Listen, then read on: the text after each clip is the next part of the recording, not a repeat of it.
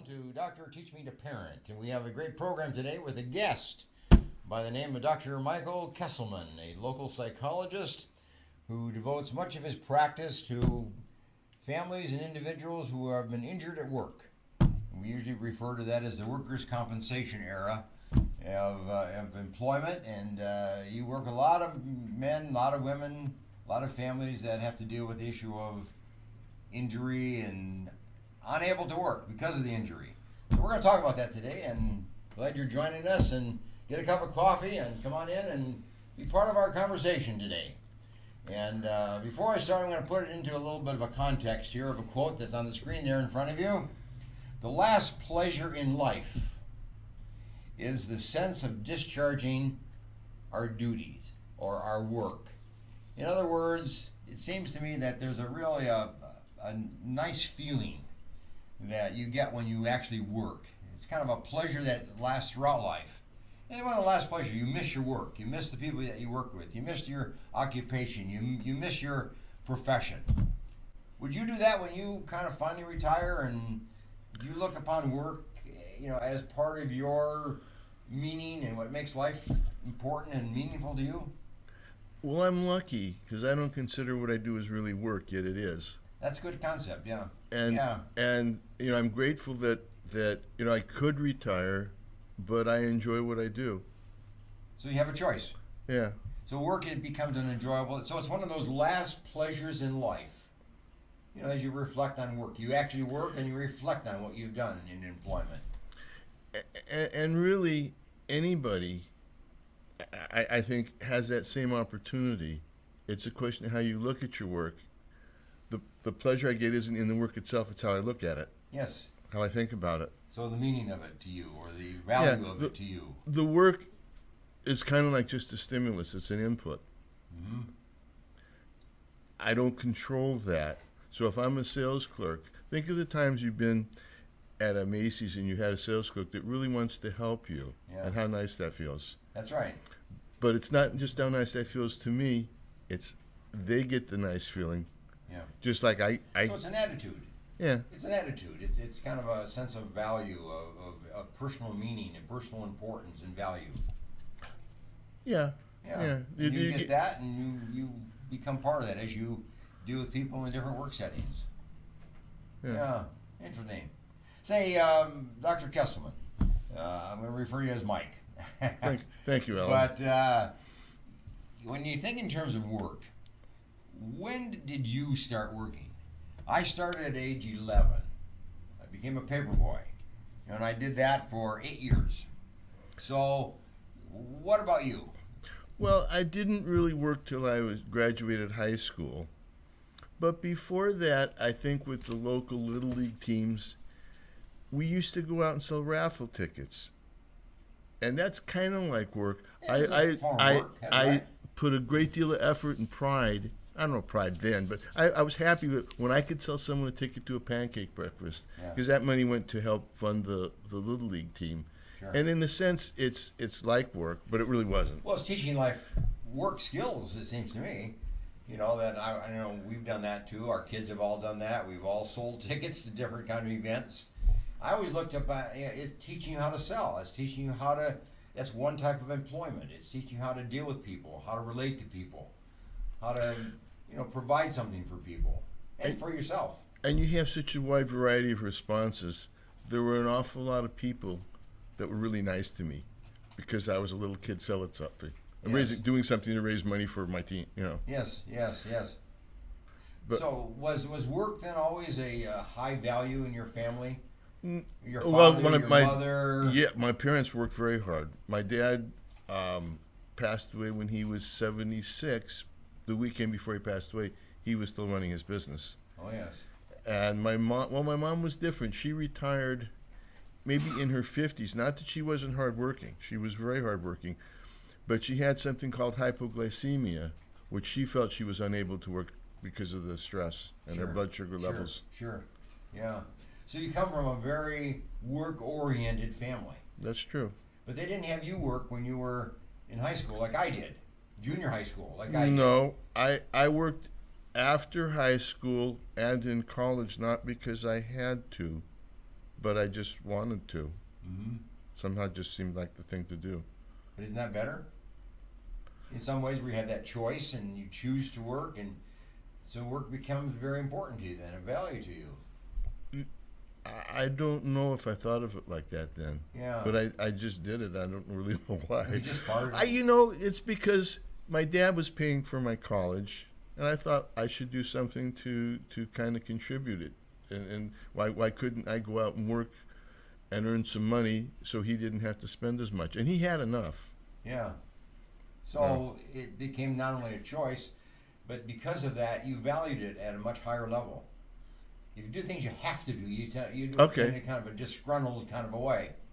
But when you do things out of choice and out of pleasure, and you're contributing, you're balancing the book, so to speak. You said, he did this for me, I do this for them. I mean, I did feel good about myself for having a job and earning some money. Yeah. Yes.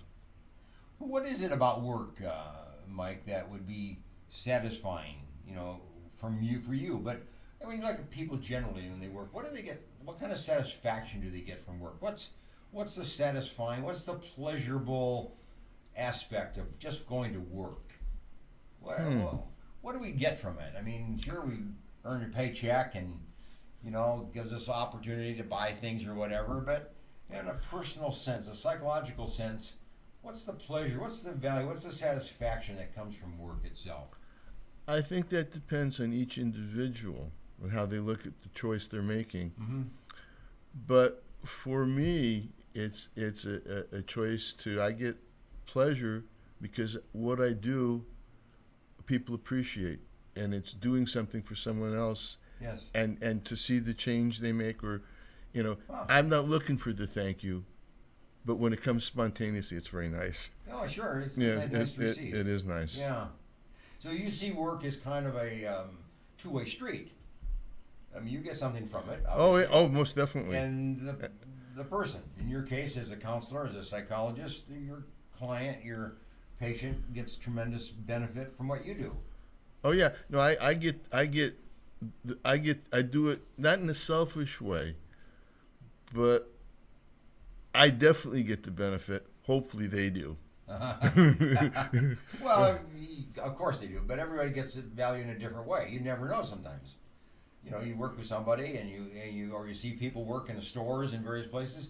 You assume they get benefit and value from that. You don't really know, but everybody's different. I don't know that I assume anything directly. I just focus on doing the best I can. If I think in terms of helping them, I then sometimes get caught up into judging myself. Oh, okay. A little hard on yourself sometimes. Well, yeah, not maybe intentionally, but yeah. In other words, you feel good if you have success, you feel bad if you don't. Sure. And if I feel bad, that doesn't affect anybody else but me. Yes. And why feel bad? I've done the best I could. That's how you have to do, don't you? You have to look at it that way. I don't. That's how. I think that's a good way. No matter what kind of job you have. I mean, you have good days and bad days. Oh yeah. You have customers. Some are easy to deal with. Others are difficult to deal with. You do the very best you can. You let it be. And since your show is also about parenting, help me. I in many ways was clueless as a parent. I couldn't figure it out. I couldn't figure out the discipline. So I just gave up. And I didn't give up, but I just focused more on let me do the best I can. That's all I can do. But I think that's true with a lot of parents and a lot of workers and a lot of people. You do the very best you can. And then you have to let it go. Yeah. You can't beat yourself up because you wish you could do better or do something differently or be as good as somebody else that you use as a model or as an example. You just have to kind of settle by saying, I did what I did the best I could, I did good intent, good conscience, good motive.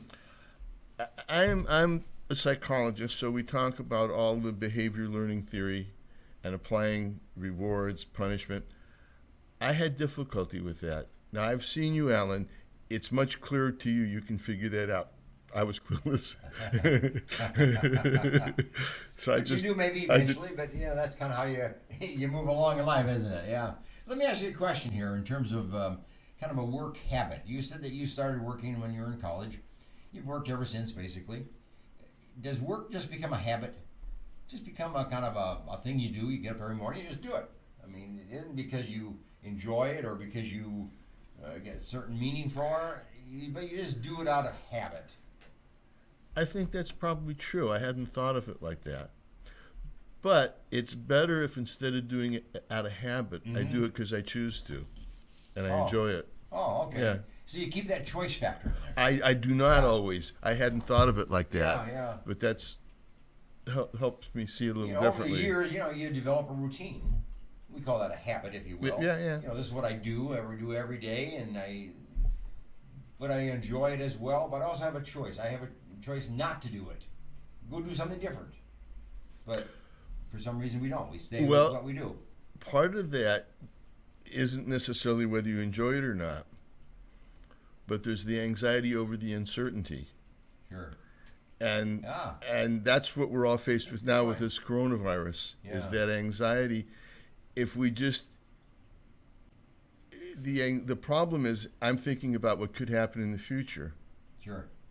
And it's much better if I can to stay focused on let me deal with the present. That's what you have to do. And it's just simply an unknown. Anxiety is always related to the unknown future. And if I can just accept the unknown, that's right. It wouldn't be and so stressful. It's going to work out. I don't know that. Over the years, it has. Over the years, of your history and of your life, and you've always figured it out. You've always, managed different circumstances and crises that come along. So you have a belief. You have an acceptance of yourself, a belief in yourself that you'll handle it. Interesting, Allan, because I hadn't thought of it that way. Yeah. But when you talk about that it'll work out, that's a good way of thinking, because it again helps you let go of the anxiety. Sure. And feel comfortable, because that's. Yeah. Let me ask you another different question here. 16-year-olds, 17-year-olds. Let's go back to that population. High school, graduating from high school. They're usually junior, senior in high school. They're graduating. What advice? What do you tell your 16, 17, 18-year-old patients that come to you or that you deal with, or kids that you meet in various places? What do you tell the 16 to 18-year-old kid about work? Wow, I don't know. I was clueless as a 16 and 17-year-old. I don't know. I don't really work with them. Mm-hmm. And I'd have to have the 16 or 17-year-old here to see what their concerns were. What do you tell a 16 or 17-year-old? I don't know what I would say. What would you tell them? Well, I would tell them that, just start somewhere. Doesn't matter what job you have. Because every job has work habits that you develop that will apply not only in that job but in any other job in the future. So just start somewhere. Start wherever you can get a job. But get working. Part-time, full-time, 1 hour, 10 hours, whatever. Volunteer work, work for pay, work for minimum wage, whatever. But start somewhere. At least start the process of being part of the work world. Okay. Get the idea of working or the attitude of working. Okay, that's really good. Now, sometimes I was dealing with kids who didn't know what they wanted to do in college, so I would simply say, take a course or two here, take a course or two there. Well, that was my next question about the college student. And those coming out of college, what do you tell them? That I'm a little more comfortable with. That in college, just take a couple classes if you like it. Take a few more classes, and eventually you wind up with a major. The problem with, for example, being a teacher, studying teaching isn't the same as teaching. They're very different. Sure, that's right. So you're faced with this anxiety about what if I go through 4 years and I don't like and you don't like teaching. That's right. And I would say, well, that's okay, because the skills you learn to teach a student will work at whatever you do. For example, if I'm a car salesman and I'm a manager, I can teach my employees how to sell. Sure. So it's that's right. Yeah. Now after work, when you I'm sorry, Allan, you can ask a question. Well, I was thinking that when you have somebody who's 25 and graduating from college, they've done the best they can. They've taken classes. They have a major. Not sure if that's really going to lead to a career. Maybe they now have interests that are different than what they studied. I guess you just go forward and you apply what you do know to whatever you do. Yes, yes. For example, as a psychologist, if I had a teaching background, I think a lot of what I'm doing in my sessions is trying to teach. That's what you're doing. That's right. Yeah, whether it's one person or And a family or a couple or a whole classroom. yeah, It's the yeah, same. yeah. It's the same. What about the worker that has been working now for 5, 10 years? He gets injured and now has to rethink the employment situation. Now has to. What do you recommend? Go back to school? Just go find another job? Well, What do you tell people that in the middle of a career now have it stopped for some reason because they've been injured? and again, there's a little bit of an analogy to what we're all faced with right now, with our whole lifestyle changing temporarily. Sure. But there's a whole when they get in, I've lost it. What was the question? Just the Maybe I should- worker that has come to a point where he can no longer work because he's been injured. Okay. And what do you tell him? What is he going to do now? So there's a variety of things. Yeah. Part of it is to just help take away his fear. Really, that's a that's good the anxiety of the unknown. Uh huh. There was a poet, I forget, his name is Rumi, who said that fear is the non-acceptance of uncertainty. If I accept the uncertainty, it becomes an adventure. Mm-hmm. And so we're trying to take away that anxiety to help the person feel comfortable. And really, it's what you deal with anybody. Again, this is simply a stimulus. It's Sure. a situation. I can't control that. Mm-hmm. It's how I manage it, the choices I make. And it takes some time to learn to accept this rather than wish it's different. If I wish it's different, I'm always unhappy. Mm-hmm. If I can accept it, Mm-hmm. I can then go forward. But it takes some time to get there. And sometimes people just have had so much frustration and anxiety build up, they need to get it off their chest a bit. That's right. And But isn't that when you can't really move forward if you're going to move into a new job, a new career, a new direction until you get over that fear? Isn't that fear that makes you, so to speak, stuck, and you can't move forward? I think so. But it's also not just the fear. Unfortunately, in the workers' comp system, the only way I can get better is to get my treatment. And a lot of times the insurance company won't authorize the treatment. And there's really nothing that an injured worker can do. So what do? I mean, if you have to have treatment to move forward, to rehabilitate, to go back to work or to find new work or whatever, and you can't have that treatment because workers' comp will deny it, It's a real dilemma. I mean, what does a family do? It's a real dilemma, but eventually you can't change what the workers' comp company is going to do. You have to do the best you can. But the other We part... get mad at the workers' compensation company. We know what we want. We know what we need. We can't get that for some reason, so we're stuck. I think all anger is simply incorrect thinking. That is, when I'm angry at the insurance company, I'm blaming them for how I'm feeling. That's right. And they don't control how I feel. They're a stimulus. That's right. I don't control their behavior. They're a stimulus. And it's how I look at what they've done that causes me my anger, not what they did. Mm-hmm. So we get mad and we put all our energies into fighting a workers' compensation insurance company rather than putting it into what are my options, Doing the best I can. doing under that circumstance. And when I have that anger, I believe that the anger isn't what they've done. There's something in me that I feel uncomfortable with. And it's best for me if I can look at that and solve that, then I can let go of that anger. Mm-hmm. Mm-hmm. And then you have options. Yeah, now that's easy to say. I go through this stuff too. I get angry. I can't do it. But to the extent I do it less, to the extent I let go of my anger sooner, I think I'm better off. Because it's much, you can't have love and anger in your heart at the same time. No, you can't. No, you can't. They don't coexist. So if you have to deal with anger, you've got to somehow get that resolved. You can't move forward. It's That's well, the place of psychotherapy. It can help you resolve that anger. That's the place of family life where you can talk about these things as a family. That's the thing about meeting with friends, to talk and to get this out in the open and get some ideas and get people moving forward. I think in therapy, if I listen and they feel I've understood, that's very helpful. Yes. Yes. So, Not only understand, but a lot of friends say, here's an idea, or here's what I would do under that circumstance, or it may work, it may not, but at least it gives you an idea, it moves you forward a little bit. yeah. No, that's true.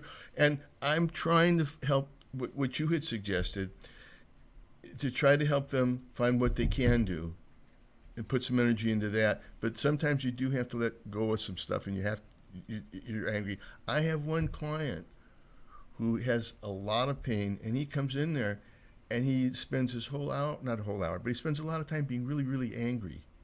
And we've talked about this, and that's, because theoretically, if I'm angry, that increases my pain. It does. Oh, yeah, because you tense up. But what he said is, I think we've come across the idea that maybe, because he says it helps him, and maybe what's happening is he gets so much adrenaline going. When you have adrenaline, you feel less pain. You feel less pain. Yeah, I mean, he does. Energized. His anger is different than other patients' anger I've seen, and he's said just he feels better when we're done. So I have tried to step out of the way and not try to convince him to do it my way, but accept him doing it his way. It's hard. But you wonder, take a person like that. You wonder if somehow that anger could be resolved or reduced so it isn't so intense. What would he do? I mean, what are his options, so to speak, that he's not seeing or he's not entertaining or considering because he's so angry? But he does things constructively. I'm just trying, because I just met with him like Thursday, and he does a couple of things. Like he's come up with, he's taking steps to do what he can. He's found some cream that helps him. He's found some kind of device that's helped him, like a TENS unit, and also what helps him the most is he's very involved with his church, and I think at times a leader in his church. Like he holds groups in his house, and he says while he's doing that, he feels no pain because his mind is his mind is now yeah, on something better, if you will, on something higher, and then his own body. Yeah. And so while he's doing that, he's able to not have his life controlled by pain. One of the things I'm trying to do with my pain patient is to say, I don't think, first of all, I tell all my patients, I can't promise I'll help you, but I can promise you I'll give you my best effort, which is what they need to do in terms of learning to manage their pain. But I can't promise you I'll help you with your pain. That's right. But hopefully our goal in here is to reduce the amount of misery you have as a result of your pain. I'm wondering if this is a helpful thing to a worker who's been injured and is stuck in this workers' compensation problem, where the insurance company will not authorize treatment.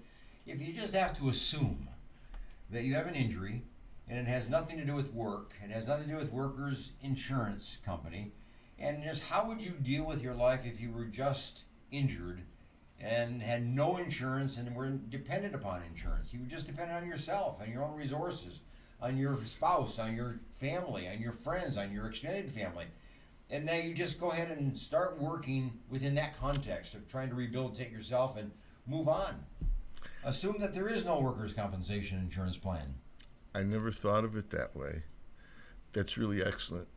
And see, I'm still learning from you, Allan. But it would open some ideas of That's a good options, idea. perhaps, and say, okay, forget them. I'm not going to depend on them. Now, what are my options? What are my alternatives?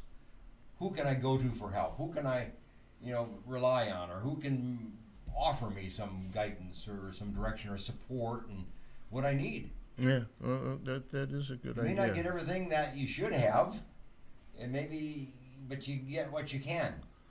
And just move forward the best you can. I have never thought of that before. But I think sometimes we get stuck on the fact that our insurance companies will not, do what we want them to do. And they have their reasons for not doing it. Right. We don't agree with it, obviously, but in workers' compensation, this is particularly a big issue, isn't it? It is, but I also would like to say there are a number of really good claims examiners that are trying to do what the system calls for, which is give the injured worker treatment, get them better, and go back to work. There's a guy that works for the city of Fresno named Michael Bellin, and I just love working with the guy because he's interested in doing his job, getting the worker treatment and getting him back to work, and if not, let's get him retrained and do something else. Are there steps for recovery? You know, if you think of a person's injured and out of work and go through a period of time of anger and go through a period of time of helplessness and depression, and then all of a sudden it's like grief. You know, you've lost your job, you've lost your spouse, you've lost your family, you've lost your occupation, you lost your friends, you lost an income. There's grief, you know, there. Are there steps to recovery just like there are steps to recovery from grief? It's the same, is it? There's that anger and then that time and you feel like you're helpless and you're hopeless and depressed, and then eventually you recover and move forward. Well, I think grief is really my response to a significant loss. And instead of a person dying, I've lost my health, I've lost my job, and it is a grief process. That is. It's tremendous grief. Big grief. Yeah. You know, because we rely on our work. You know, we build our life around our work. We build our friendships around our work. We build our expectations, our future plans around our work. I mean, when you lose that, you lose a lot. You do. It's hard because part of my identity becomes what I do for work. And yet, when you're faced with that situation, the reality isn't a psychologist is not who I am. It's what I do. Who I am is this person inside, a spiritual being. That's right. And you can rise above it. I need to stay focused. You know, jumping around a thought, we spend so much time in school learning about the world around us, but you never spend time, I think people who go to church do, learning about the world inside me. And the problem is what's inside me, not what's going on out there. That's an interesting point. Yeah. This recovery process is a conundrum. Everybody does it differently. Everybody experiences it differently. But we all have to find our recovery. You know, if you find it without, okay. Find it within, but you gotta search for that. And that recovery, the steps of recovery are there, and you have to kind of create your own. And identify your own. Hey, we're going to take a break. Okay. I'm going to give you a kind of a question, and when we come back, from our break, and just ask you about the. What a family does, how a family can help an injured worker. You know, dads are injured, moms are injured. You know, how can the family, so to speak, pitch in and do something that would help? We're going to do that when you come back. So get a cup of coffee and join us in a few minutes, and we'll see you in a bit. Bye for now.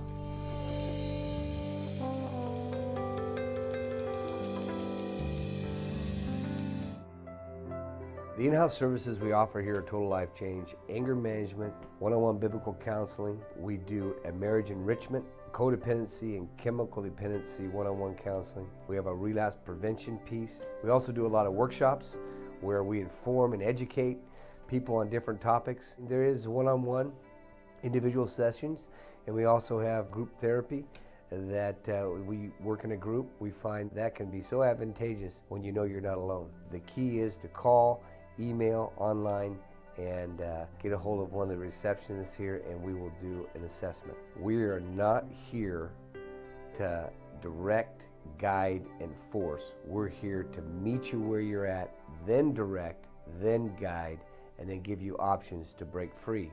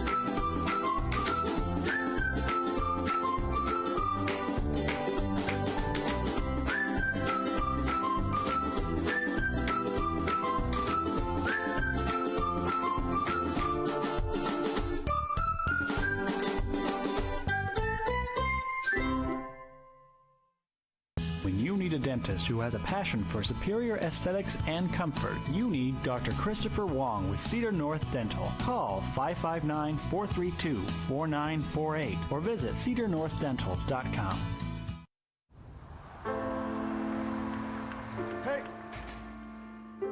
Try to close the club. Tanya, come here. At Boys and Girls Clubs, it's not just about trying new things. Kitchen in my hometown. It's not about learning the right steps 4, or making contact. 5, 6, 7, 8. It's not about exploring the future. It's about helping them build it. It's about taking steps to greatness. About making a connection. It's about proving every kid and teen has what it takes. It's about people in our clubs who bring out the greatness in every kid who enters our doors. It's not just about being on stage. It's about walking across it. Great futures start here, and here, and here. Sat7 is a Christian media network that uses uncensored satellite television to broadcast across the Middle East and North Africa, and is also available globally online.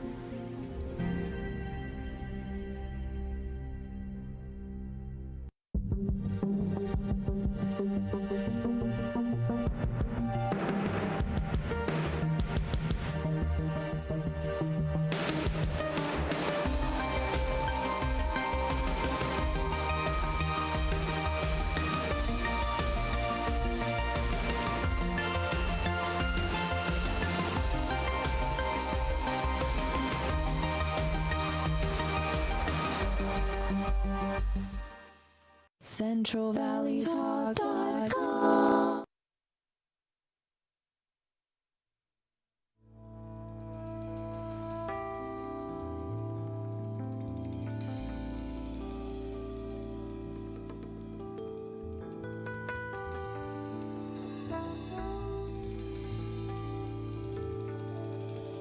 All right, welcome back on Dr. Teach Me to Parent. And our guest, Dr. Michael Kesselman, a local clinical psychologist here in Fresno, and spends much of his time and focuses his practice on the injured worker, dealing with people who have been injured at work and helping them and helping their family recover and rehabilitate and move forward in their life, if possible. And that's been a big part of your practice. We've been talking about that today. So what I was wondering, Dr. Kesselman, Mike, if I can call you that, what about the family itself? How can they be of help to the injured worker in their family? It could be the father, it could be the mother, it could be a grandparent, it could be an older brother, it could be an uncle, it could be an aunt. I mean, somebody in their family that has been injured, cannot work now, they're out of work. How can the family, the kids, and the whole family kind of come together and be of help to get rehabilitation going? I don't work a whole lot with families because the insurance carrier typically will pay for only work-related injuries, and it's somewhat of a challenge to say. But it would seem to me that an insurance company should pay for family times because it's the family that helps the worker be rehabilitated. I agree with you. Mm-hmm. It's a question of convincing someone who's in utilization review, and that's a different story.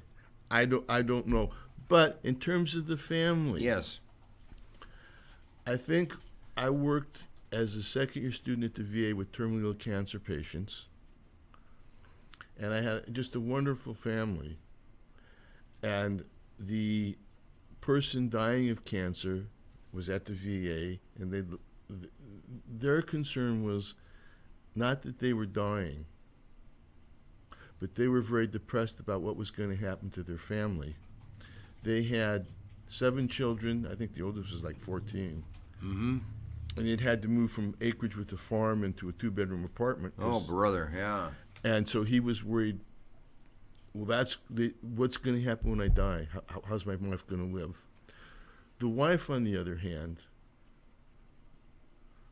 hadn't yet been really depressed about the loss of her husband, What she was concerned about was the suffering he was going through. And of course, part of why he was suffering going through was looking at the loss of his wife. Sure, and for the kids, yeah. And so I thought what I learned from that situation to help people is, not in a selfish way, but the best thing I can do for my wife when I'm dying is to take care of myself and not worry about, not that I don't care about them, not worry about them. That's an interesting point.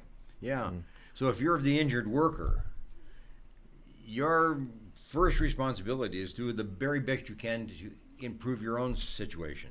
Take care of yourself as much as you can. And if I do that, I'll be less depressed. And it's the same thing for the family.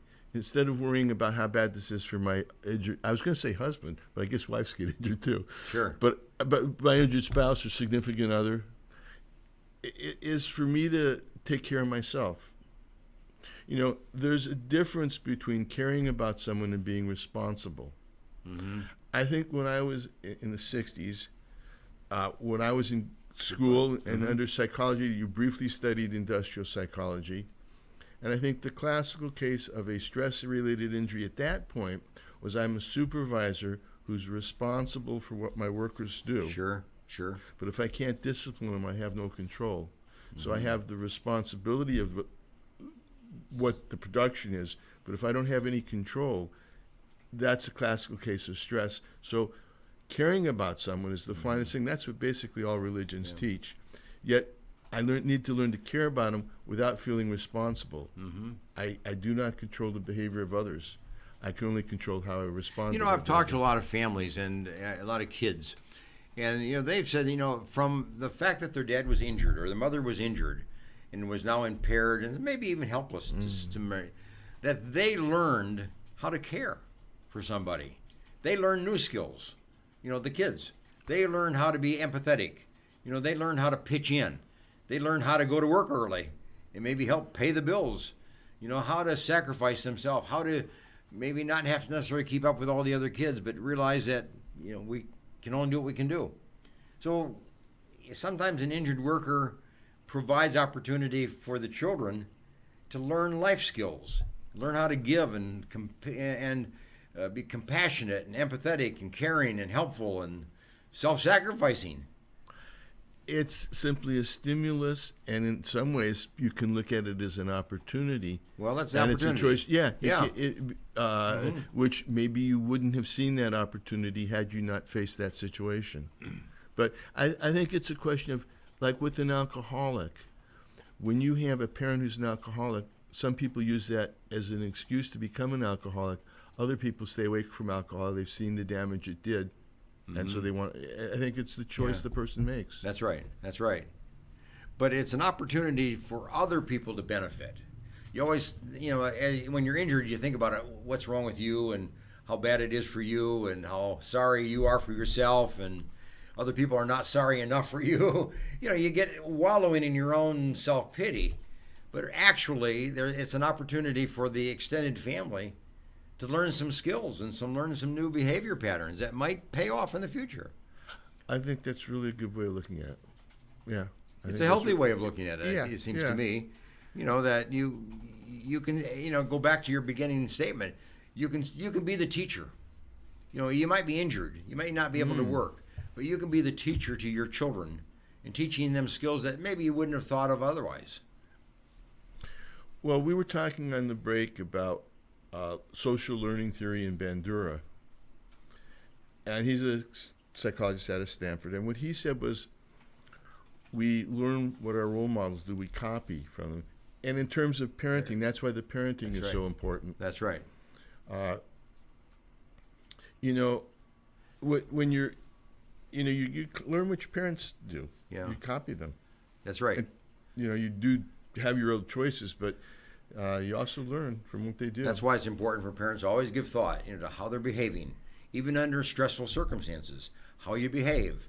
You know, if you condemn everybody else and if you downplay everybody else and you take the poor me kind of attitude, you're teaching your children to be that same way when things don't go well in their life. And what really, you want your children to learn how to rise above in a situation. You have to rise above a situation. You have to do the best you can. You have to do what are your options, even though they're few. even though they're not the best. But you got to make them work. I think that's true. Yeah. Let me ask you a question about the American family. You're a psychologist. You've seen a lot of families. You're a family. I'm a family. We live in a community of families. What's your advice? What's your guidance, for the American family today? Not because of the virus, but just kind of the American family today. What do we need to be doing more of? What do we need to be doing less of? How can we enhance, family life? I'm not so sure how to answer that. I know I've known you for, it's 40 years maybe. Allan, I worked for Allan and got my training from Allan when I was a student. And I don't know quite where I'm heading. Parenting. And I think one of your real strengths is your ability to conceptualize. I struggle with that. I'm not quite as good at that. But in terms of, I think doing, for example, I think it would be much better if we didn't have all the cell phones, the video going at dinner. We sat down at dinner time. Yet in my own family, I did not do that. And I think if I had to do it over again, probably would. It's not like I wouldn't want to. I don't know that I'd accomplish that. I always put that high on the list, family life, is that there needs to be that time. It could be dinner time, and it usually is, but there needs to be that time as a family where you come together. I call it the connecting time. There needs to be a connecting time for every family.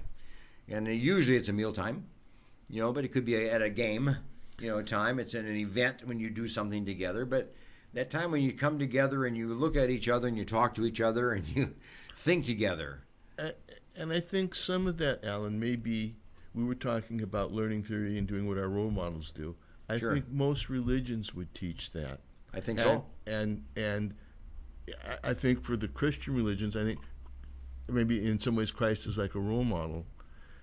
And I don't know where I'm heading. But it's the connecting. It's coming together. It's the fellowship. It's the communion. It's the interaction. That you have with somebody that you admire, or that you appreciate, or that you're dependent upon, or that's part of your life, like in the sense of children and parents. You got to connect. And it's up to the parents to make that connection. Kids won't make that connection. Kids won't pull you together. It is, and I don't know that as a parent I would know how to do that. And maybe that's because I really wasn't brought up with a lot of religious training. But maybe you gave an answer a minute ago. The cell phone, put it away. Have a time out. So when you don't have that as a distraction, it increases the likelihood that the family will come together and talk to each other. Yes. No. Well. Yeah. It's not to get. I think it's very interesting what's taking place now. There's a very rapid transition to. I think there's a lot more people feel a lot closer to each other now. They're a lot more concerned about working together. Sure. And when you don't have the cell phones, you can build that connection. In the family. Yeah. I mean, the cell phone is just one, but there are a lot of things like that interfere with and take away the family bond. It breaks it, and families suffer, as a result of that. Everybody's on their own. Everybody's alone. Everybody kind of do the best they can on their own. Well, I think what you find is instead of having that close bond with your parent, you find the bond with your peers, and so you instead of kind of following or copying what my parents do, I copy what my peers do. Well, there you are, you see. Yeah. And so it's really important. Our next door neighbors are Indian. And 30 years ago, when our kids were little, they said they wanted their children to play with the Indian kids and not necessarily the American kids. Not that they wanted to exclude them, but they know that the Indian children were not going to go into doing drugs, alcohol, and lot of things you wouldn't want your kids to do. That's right. And so that was like a peer group influence. You're not going to do it if your peers don't.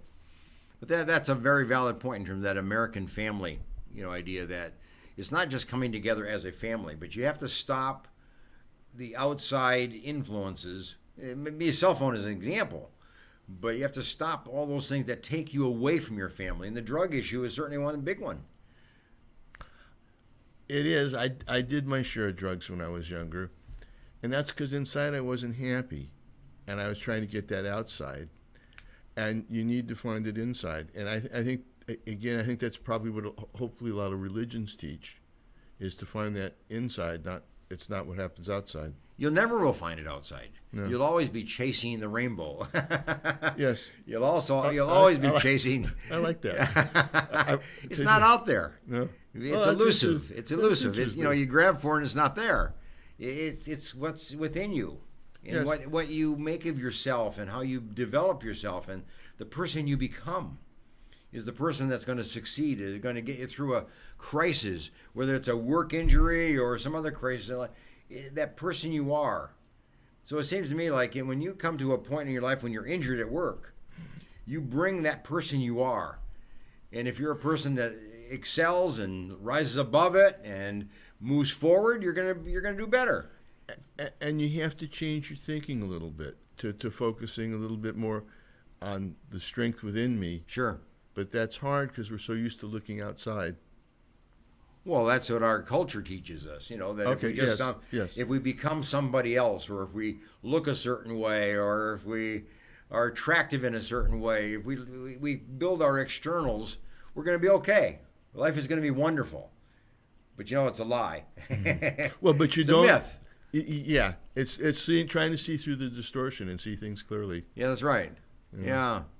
Let me ask you a question before we kind of bring this to a close today. But the idea of employment for the future. Are there areas of life that you would tell a kid today, prepare for, because this is what the future is going to be in the area of employment and work? Are we going to be more computerized, and every kid should be even more skilled in computer work? Or is it in the interpersonal relationships that are where our future is going to be? Where do you see the employment pattern moving forward if you look into the future? I'm clueless. However, not wordless. I think I would try to have them focus on whatever you do. You want to focus on finding the truth within you, being who you are. In order to be happy, it's not outside. I need to feel comfortable with who I am. So no matter what the job is now or will be in the future, you come as an individual. You come as a person. And whatever I do, I can be grateful for the opportunity of doing that and how I do it. Yeah. So be a strong person. And I think all religions teach the same thing. Mm-hmm. And that is the joy in life is in the giving. That's right. Our next door neighbors are Sikh, and their guru, Ramji, I became kind of friendly with. And he said, it doesn't matter what religion you practice so long as you practice a religion. I see. Because there's just one God. Mm-hmm. And it sets the quality of life. And you've seen that in your neighborhood, I assume. Oh, yeah, my neighbors are sweethearts. Uh-huh. Yeah. Well, that adds to your life. It's the people in our life that add to our life. If I think of them as being a sweetheart, the first person that feels that happiness and joy inside is me. Uh-huh. Let me give you a quote, Mike. Okay. And we're going to end this topic and discussion today on this kind of quote, and I want you to comment about it and put it in perspective from as you think about it. A bad workman always blames his tools. What do you think about that? It was like we were talking about anger a little bit. Tools are the stimulus, and it's how I use the tools. It's not the tool; it's how I use them that That's right. Produces things. That's right. So if we misuse tools, we miss the opportunity, we miss a chance, we've really blown it, haven't we? And then we blame the tools. That it was broken, or that it wasn't sharp enough, or didn't fit my hand properly, or whatever. Yes, I was thinking the focus originally, we didn't quite necessarily stay there, was on the injured worker, and this kind of touches something off I don't think I have said. One of the most important things for an injured worker is, instead of wishing things were different, because they can't be, that just makes you unhappy. Sure. I need to learn to accept the change, and that's really hard. That's right. It's hard to accept when I can't get the treatment from the insurance company But that's all I got. That's right. And it's the same with the tools. It's all you got. You have to use it. If it's broken, you use a broken tool. If it's not sharp, you use a tool that's not so sharp. But you use it. And rather than just sit back and complain and blame your failure on it. Yes, you use it. I talk a lot of times. I tell my patients, I think the difference between the patients who are depressed and those who aren't is that the person that's not depressed is putting their effort into doing what they can to do the best they can, rather than blaming the tool. Yeah. I think the tools of work are problem solving, decision making, being able to understand a problem, attack a problem, solve it, move forward. Those are tools of employment, aren't they? You know, Allan, I can't think like that. I always am amazed at how clearly you can define those things. And yes, that's very good, but I would never have thought of it that way. But I think that's what you have to do when you train yourself for employment. You're really training your ability to conceptualize a problem, figure out options to solve that problem, choose an option, move forward, and solve the problem. Make decisions. Bring people into the decision-making process, get ideas, and then take the best one and move forward. I mean, those are tools of work. Yes. Not isolate, not withdraw, not go silent, not quit, which many people do, but just involve people. And if you do quit, because I won't tell you I don't feel, pardon me if I'm repeating myself, I won't tell you I don't feel depressed here and there or a lot every day or something, but it's a question of regrouping. After you're done, if I need that time, but then go forward. Good point. Instead of fighting my depression, I can accept it, but then let me put it behind me and go forward. It's not going to go away. Replaying it, it's going to go away. But if I do something, I'll feel better. Excellent. Oh, Good point to land on. Okay. That was wonderful. Hey, we've been talking to Dr. Michael Kesselman, a Fresno area local clinical psychologist who works in the area of the injured worker. So thanks for joining us today, and we'll see you next week as we pick up another topic. And have a good week, okay? Bye for now.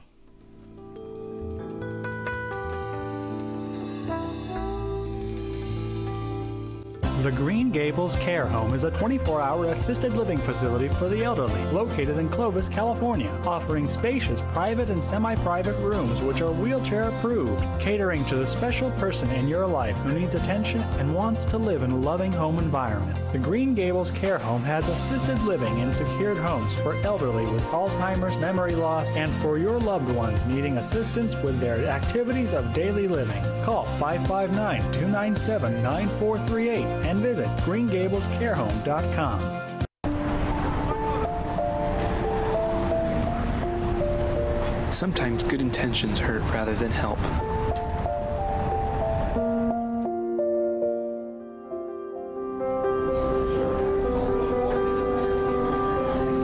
For just $1.76 per meal, the Fresno Rescue Mission offers more than food.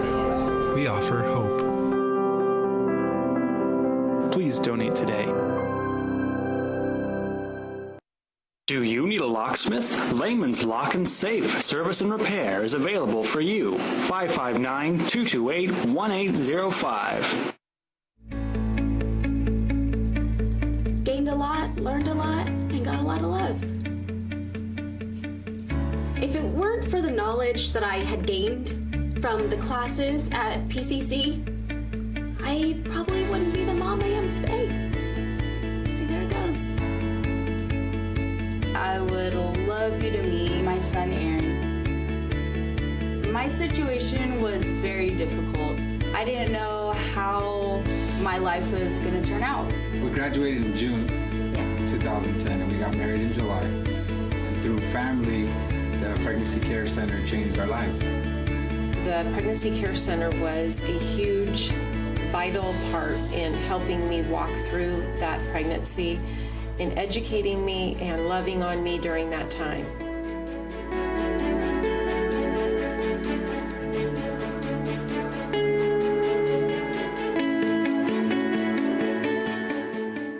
Choosing a Medicare plan can be difficult and frustrating.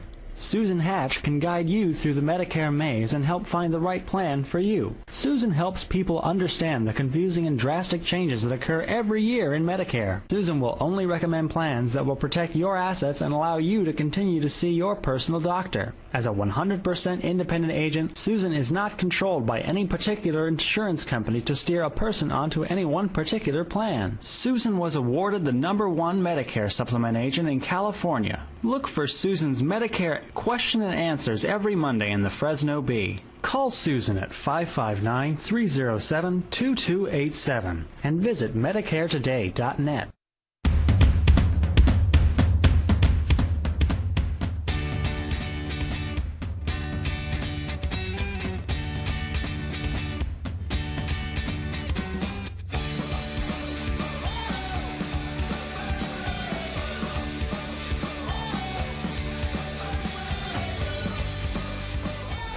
When I set foot on the campus to come visit it, I was struck by how open and how welcoming the students and the professors were. Coming to Gordon was like coming home. I think intentional community is what Jesus modeled with his disciples, and Gordon has really fostered a good place for intentional community to happen. Gordon is a place where you can meet people from all over the world and hear their stories. I meet a lot of different people who are shaping who I am today. Gordon seeks to graduate men and women of character and of leadership, and the world is the place where Gordon students belong. Choosing to go to Gordon was, I think, one of the best decisions I've made in my life. Expect to be changed.